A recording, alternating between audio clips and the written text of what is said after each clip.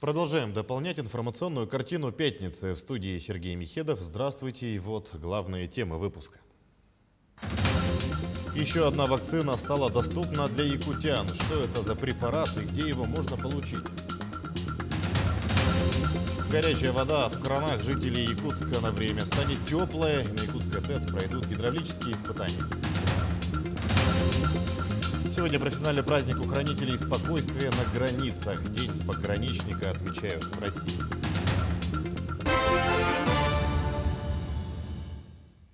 Еще одна вакцина стала доступна для якутян. Это Ковивак от центра Чумакова. Об этом сообщила замруководителя регионального оперштаба Ольга Балабкина на брифинге сегодня. Новая вакцина доставлена в медицинские организации Якутска, Намского и Хангаласского районов. А всего на сегодня в Якутию поступило 198,5 тысяч доз вакцины против коронавирусной инфекции. Более 157 тысяч якутян получили первый компонент. Вторую вакцинацию прошли 108 тысяч человек. В республике доступны 3 вакцины. Это вакцина «Спутник», это вакцина, соответственно, «Эпивак», и это новая вакцина Института Чумакова «Ковивак». Все 3 вида вакцины, которые доступны на территории республики, в наших медицинских учреждениях, все они являются вакцинами, которые ставятся 2 раза с разницей в 20 дней, 14 дней. И для всех из них одинаковые противопоказания. Об особенностях новой вакцины Ковивак нам рассказал руководитель Росздравнадзора России по Якутии Евгений Иннокентьев. Вакцина произведена на основе натурального коронавируса, который прошел определенные процедуры инактивации, и на этой основе получен препарат. Есть некоторые особенности этого препарата. Заключается в том, что теперь дозировка индивидуальная по одной ампуле на пациента. Условия хранения 2,8 градусов тепла, то есть может храниться в холодильнике и термоконтейнере. Вакцину могут получать граждане от 18 до 60 лет. Кроме того, требуется двукратное применение данной вакцины, чтобы создался иммунитет защитный. Также, по данным оперштаба, еще 107 человек заразились COVID-19 в Якутии за сутки, из них 62 в Якутске. В Мегино-Кангаласском районе 9 случаев, в Вилюйском, Нюрбинском, Устьялданском и Оленёкском по 4, в Амгинском, Сумтарском, Чурапчинском и Хангаласском районах заболели по 3 человека. В Верхоянском и Момском по 2, еще в 4 районах по 1 заражению. Более 3300 исследований на коронавирус провели за сутки лаборатории региона. К другим темам. Температура горячей воды в столице уменьшится на время гидравлических испытаний. По данным пресс-службы Якутской ТЭЦ, испытания пройдут с 1 по 3 и с 8 по 10 июня. В эти периоды необходимо обеспечить надежное отключение систем теплоснабжения, не приближаться к трубопроводам и не производить работ на тепловых сетях. На время испытаний в целях безопасности будет понижена температура горячего водоснабжения, говорится в сообщении.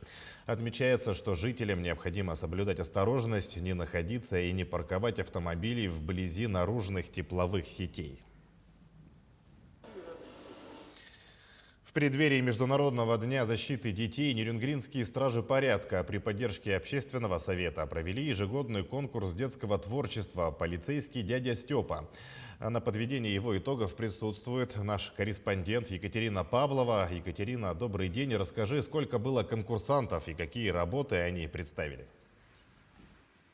Добрый день, Сергей. В конкурсе приняли участие воспитанники детских садов и школьники в возрасте от 6 до 14 лет. Ребята собственными руками сделали поделки, посвященные сотрудникам правопорядка. Для этого они использовали цветную бумагу, полимерную глину, соленое тесто, пластилин и многие другие материалы.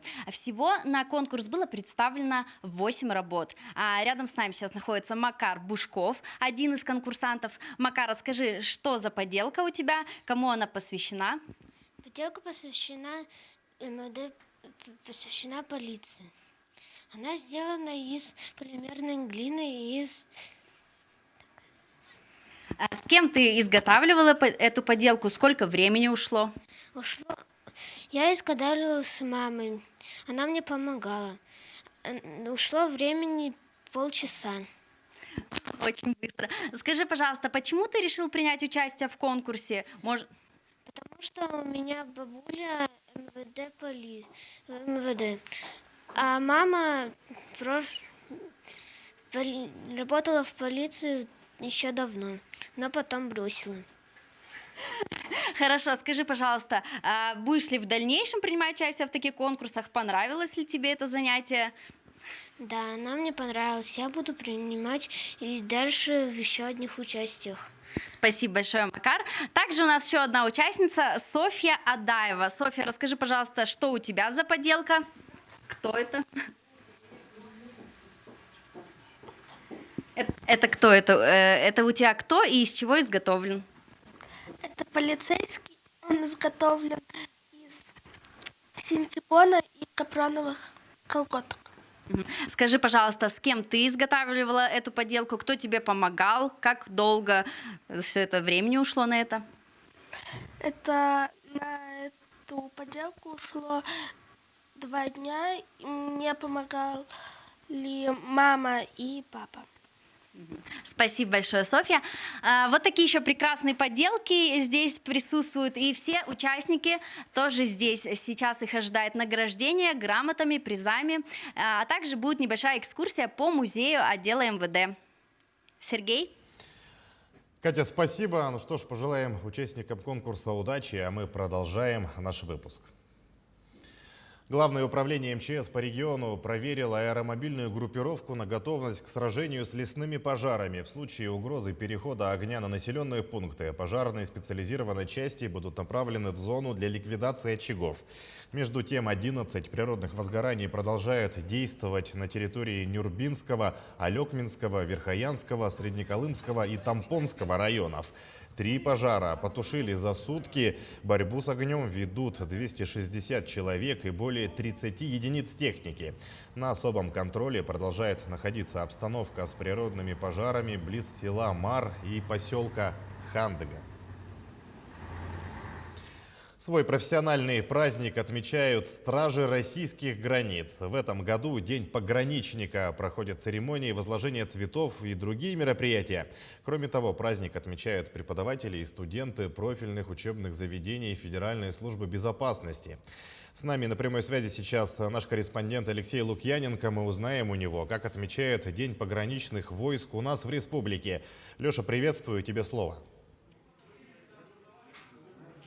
Здравствуй, Сергей. Да, действительно, неотъемлемой частью любого государства является не только население, собственная армия или же денежная единица, но и, конечно же, это территория, которая определяется границами. Испокон веков их защита делала и делает жизнь горожан безопаснее. Многие страны уделяют особое внимание обустройству их предела. Мы сейчас находимся в ДОСААФ. Сегодня здесь в честь празднования развернута историческая выставка. Как мы узнали, что данная выставка, она здесь имеется довольно давно, но посетить ее достаточно-таки, как выяснилось, сложно. Нужно собрать, скажем, коллективную заявку, и после того, как ее одобрят, можно прийти коллективно и посмотреть. Но сегодня, в честь празднования Дня пограничника, профессионального праздника, сегодня двери открыты для всех. Сейчас мы зайдем в один из музеев в здании. Здесь их имеется порядка 3 или даже более, как мы ранее посмотрели на улице. Там имеется также достаточно-таки в большом количестве историческая техника. Вот, и рядом с нами сейчас находится председатель Союза пограничников Якутии Марк Евгеньевич. Мы у него узнаем некоторые подробности. Ну, здравствуйте, Марк Евгеньевич. Поздравляю вас с профессиональным праздником. Ну, расскажите, как пограничники отмечают праздник у нас в Якутии? Здравствуйте. Сегодня 28 мая, День пограничника. Этот день отмечается с 1918 года, со дня учреждения пограничных войск РСФСР. Значит, указом Ленина были учреждены пограничные войска, и с этого дня мы, в общем-то, ежегодно пограничники отмечают свой профессиональный праздник. Значит, сегодня мы собрали здесь своих друзей, однополчан, сослуживцев с разных пограничных отрядов, разных сроков призыва, разных сроков службы. И в соседнем кабинете, значит, сейчас проводятся соревнования у нас по сборке, разборке автомата, как среди детей пограничников, так и среди самих пограничников. Значит, на полигоне возле технического техучастка там сегодня проводятся еще стрельбы. Опять же, на лучший результат итоги будем подводить как по разборке и сборке оружия и по стрельбе сегодня вечером у памятника Дзержинского. И будем уже награждать лучших, отличившихся, значит, показавших лучшие результаты.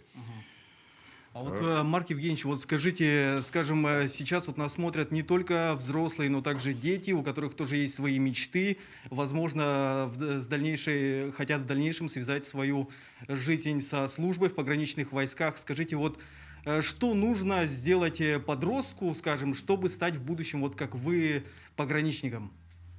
Ну, значит, в настоящее время подбор в пограничные войска производится уже непосредственно самой пограничной службой и органами ФСБ, в структуру которых и входит пограничная служба.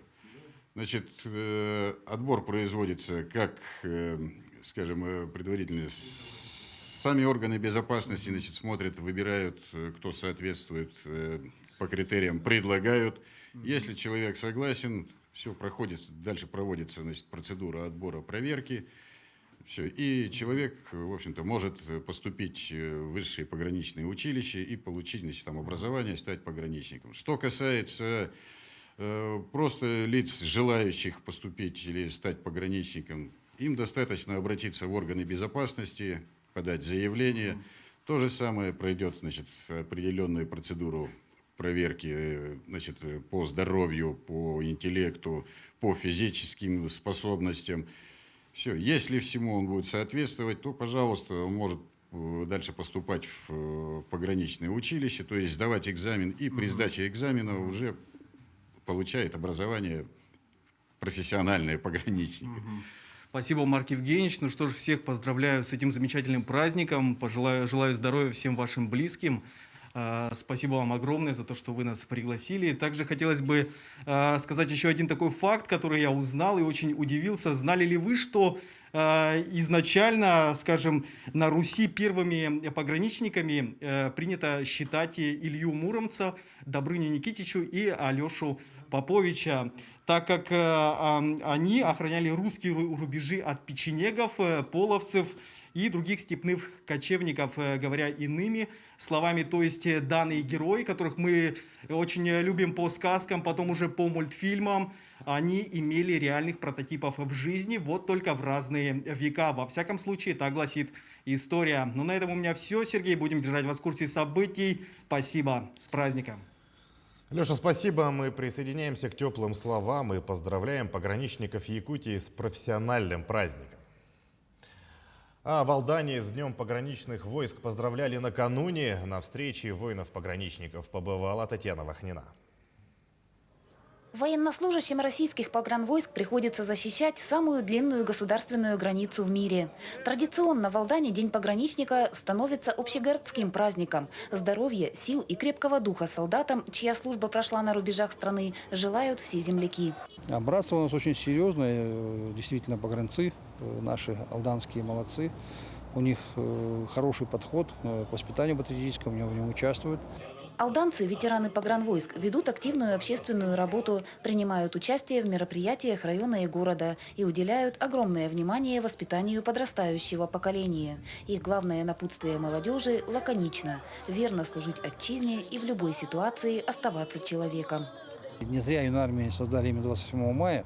Цель была такая, чтобы этот день был знаковый не только для юнармейцев, но и для страны.